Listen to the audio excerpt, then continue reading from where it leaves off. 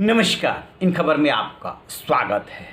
अगले साल शुरुआत में ही उत्तर प्रदेश समेत 5 राज्यों में विधानसभा का चुनाव है और सबसे बड़ी चुनौती सबसे बड़ा सूबा पेश कर रहा है, जहां योगी आदित्यनाथ के रिपीट होने की चुनौती है। वहीं दूसरी तरफ सपा और बसपा कांग्रेस के सामने चुनौती है उन्हें उखाड़ फेंकने की।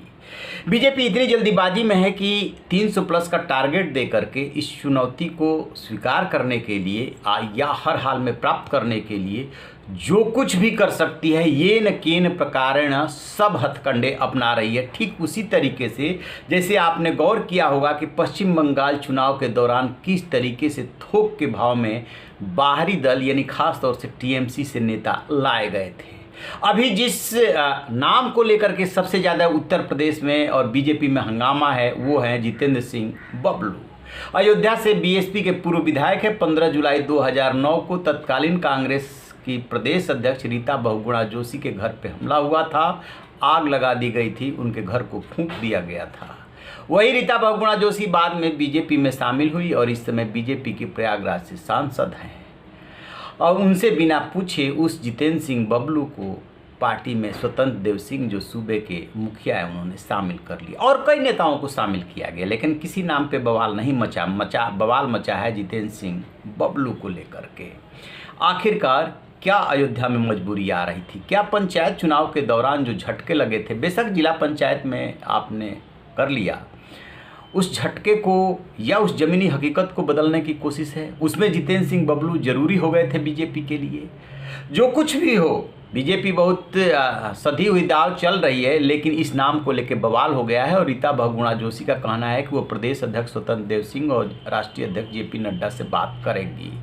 और उस मामले में एफआईआर हुई थी, जांच हुई, उसके बाद चार्जशीट हुई और इसी बीच में जितेंद्र सिंह बबलू को पार्टी ने शामिल कर लिया। सिर्फ बात इतनी ही नहीं है, एक और बात है। एक छोटू त्रिपाठी है, उनको मंत्री बना दिया गया। उसको लेकर के अलग बवाल चल रहा है क्योंकि वो तो हिस्ट्री सीटर बताए जाते हैं। सवाल उठे कि पार्टी विद डिफरेंस यही है। ऐसा पहली बार बीजेपी में नहीं हो रहा है।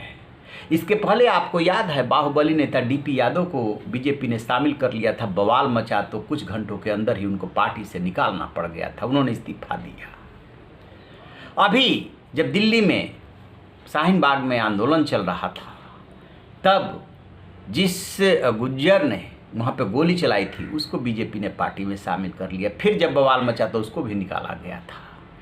क्या हो रहा है इन राजनीतिक दलों को? चुनाव हर हाल में जीतना है, चाहे अपराधी को शामिल करना पड़े, चाहे अपराध विरोधी को शामिल करना पड़े।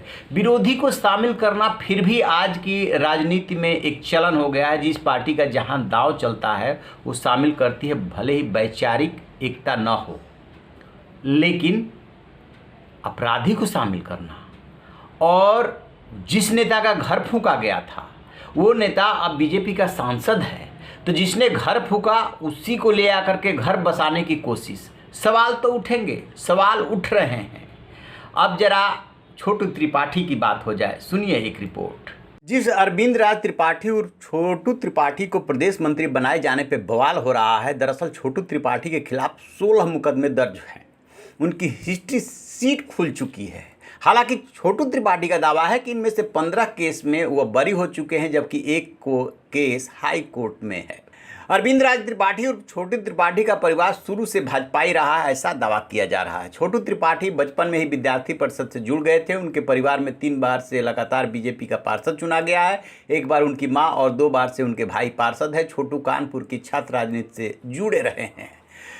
छोटू त्रिपाठी को प्रदेश मंत्री बना दिया गया, उसके बाद उनके हिस्ट्री सीटर होने के दावे किए जा रहे हैं और अब जो है पार्टी से उस पर जवाब नहीं बन रहा है। मान लीजिए थोड़ी देर के लिए कि उनका परिवार जो है बीजेपी से या खुद छोटू त्रिपाठी जुड़े रहे हैं, लेकिन ये सवाल तो उभरता ही है कि जिसके ऊपर 16 केस हो उसको पार्टी ने मंत्री बना दिया।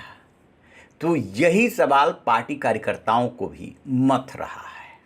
तो जैसा कि आपने सुना, ये हाल है बीजेपी का, क्योंकि अगले साल चुनाव जीतना है। चुनाव जीत पाएंगे नहीं जीत पाएंगे ये तो उस समय चुनाव और रिजल्ट बताएगा, लेकिन उससे पहले पार्टी विद डिफरेंस की असलियत सामने आ रही है और जिसको लेकर के पार्टी के अंदर ही हो रहा है बवाल। इस पे हमारी नज़र है, जैसे अपडेट मिलेगा आपसे साझा करेंगे। आप रहिए बेखबर, देखते रहिए इन खबर। Thank you.